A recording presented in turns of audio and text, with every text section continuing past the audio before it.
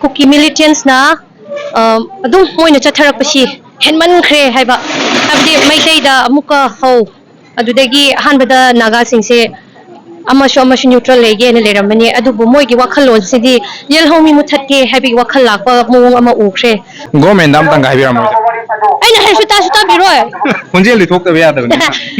odi memorandum pirido memorandum kyano mayam na pikri do sukta ta biroi moy aina haigni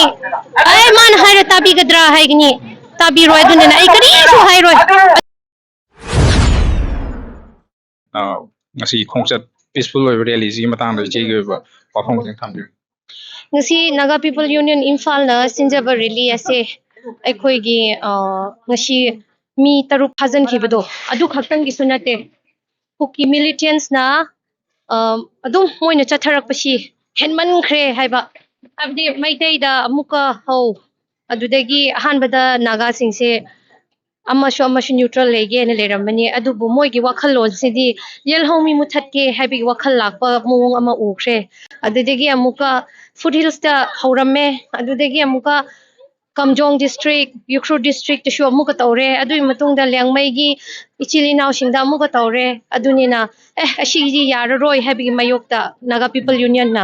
keno si rally asi sinjabani adubu akhoi ni sinjaba rally asi da maikai khuding makta ge akhoi gi ichili naw tampakta lebiri ba ichili naw khuding makna noi khaktang nate akhoi shu noi gi sharuk yawe hena yawbirapse ashidi aduki matik ngasi gi rally shi egi wakhalda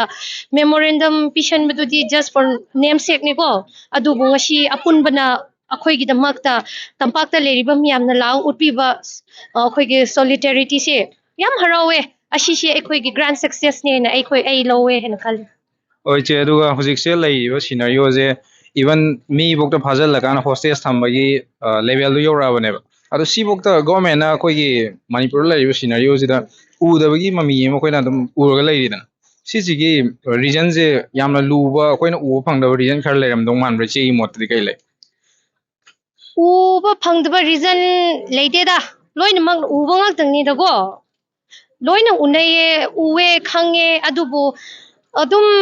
wahai da kari haisira aishum ubada aigi wakhal da go yelhomi kanningai gi wakhal si leitaba gi wakhal ama lakhre ba moidi like moibu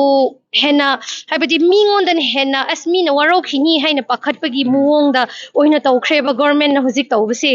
hanagi ekhoi gi former chief minister do phatte hairamaga sumadi adum aigi wakhal ni go kuki makti pusallaga layeng halamde ba madi adu bo handak ne hena phagadra hairaga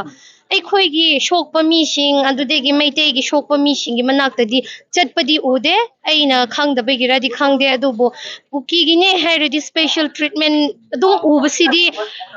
hanagi hena phatre hen haibiramaga haujikin hen phattabagi mongda ma ukhre adu moishi una usina dabne da ashigi sidi shengna hairaga edu haijaninge oise ala aroi boina amtanga hojik se manipur lai je sigumba leader na responsibility lorokta authority jing na mai thabak to birakta ba sina khoi younger generation future generation oi gada sing sida khoi aki ba tare confuse pa aki ba mo khoi po le ba khoi future je kai oi do na ba khang mang amak ta gi scenario am thole ai tare ado che hojik se sigi problem je solve to graba matung da adum leho gada problem se kari no ho gani ni che gi wakhal le aigi oinadi akhoi gi matungda lakpa generation singdi akhoi gi 90s ki generation singa yam khetnaye chengna hairaga hojikti thengna aigi mina kana haibadu handak akhoi gi tungda lakpa generation singse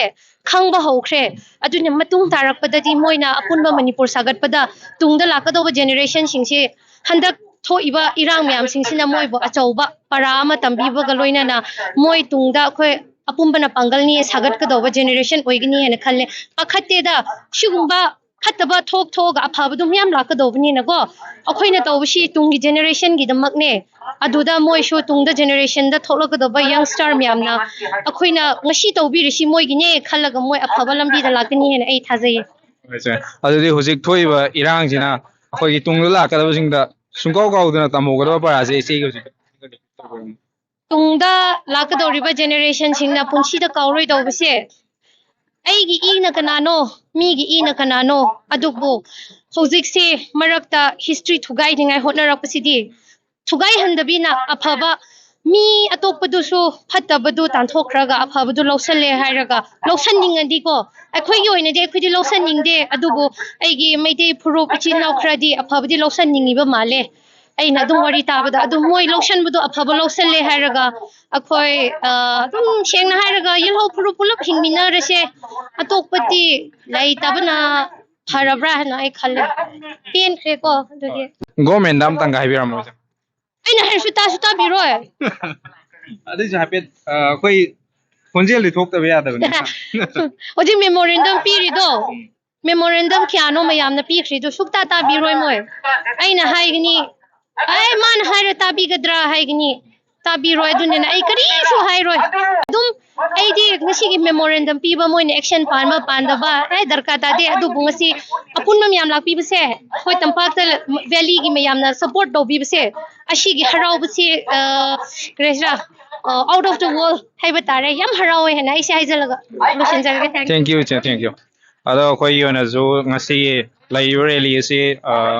naga people union na siliba peace rally ase da mayam lakna saru ya base khoi chena ju jik thambirame si manipur gi na di achauba success amane ne chena habirame habidi tabam thokpa government sing na ta da na kuina leira position region ore kanda akoi da achauba problem mayam thokcharak pa taraga su tapna khoi masigi problem asi